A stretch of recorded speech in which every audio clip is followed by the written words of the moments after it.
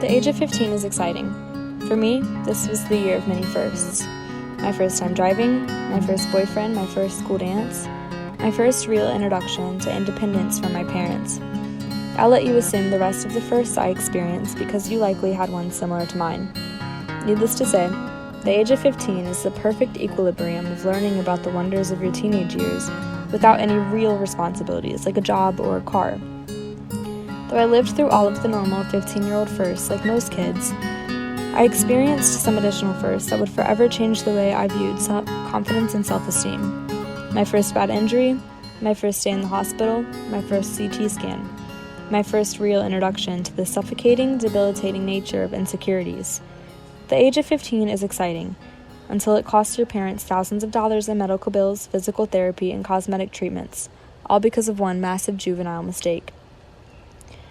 At 15 years old, I had a nasty encounter with a golf cart. It seems silly, really, I know, but the effects of this accident have forever changed my life. Truthfully, I don't remember much of this event, but this is what happens when you hit your head on asphalt and go into shock. From my friends' perspectives, I overcorrected on a golf cart and it flipped on top of myself. How I did this, I honestly couldn't tell you. All I remember is waking up in the ambulance to several paramedics having concerns much greater than mine. They informed me that I had been lying in battery acid for over 5 minutes and that it had burnt the skin off of parts of my legs. I was in the hospital for weeks. I came home still unable to walk for several more. I impatiently navigated through a year of nasty recovery. Here were my wounds on the first few days of coming home. They're pretty gnarly if you ask me. Flash forward about a year after the incident. This is what they looked like after pouring hundreds of dollars into topical treatments that did absolutely nothing. I had doctors and dermatologists telling me to do all sorts of different things. Needless to say, for the first time, I felt extremely insecure and embarrassed. I never wore shorts and opted for jeans and leggings instead, even in the heat of summer. No one could know that I had these massive imperfections.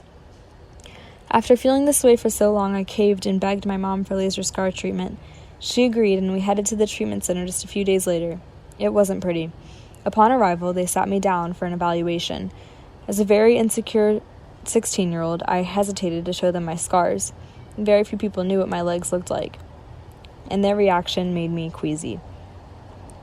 When lifting up my gown in the cold, bleak room, both doctors looked utterly disgusted at my patches of new, wrinkled, dark purple skin.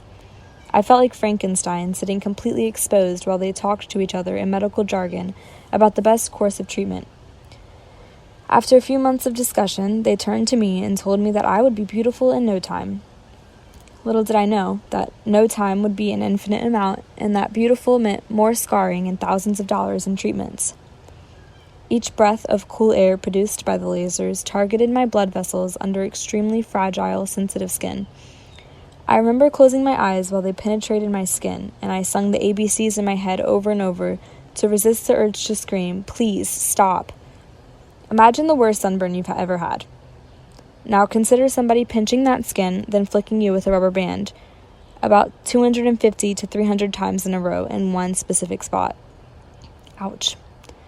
Not only was it extremely painful, but I left the facility with new bruises and scars. Almost black in color, hundreds of dots paraded over my skin. If I didn't take proper care of these new wounds, they would likely begin to bleed.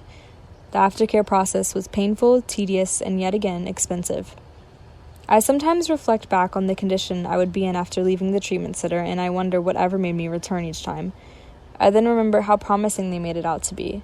With every monthly treatment, I would return to their comments about how much better my scars looked, though I saw no actual difference.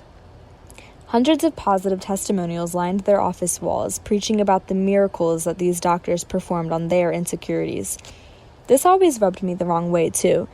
It was as though they were broadcasting that, yes, your imperfections are ugly, and no, you should not feel beautiful until you give us thousands of dollars to hurt you.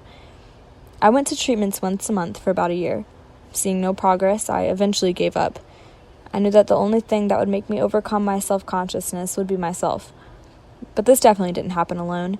I've been extremely fortunate as to have an incredible network of the best friends, family, and of course a sweet boyfriend who reminds me that I am beautiful despite my imperfections. Society markets a black and white image of beautiful, and cosmetologists and dermatologists target the insecure. What is the price to pay for beauty? At what cost should we stop promoting payments to hide humanly imperfections? Instead, we should celebrate the marks that proved we lived. I recently read a pretty good quote that I feel sums this up to a T. They're happy like that, but I'm happy like this.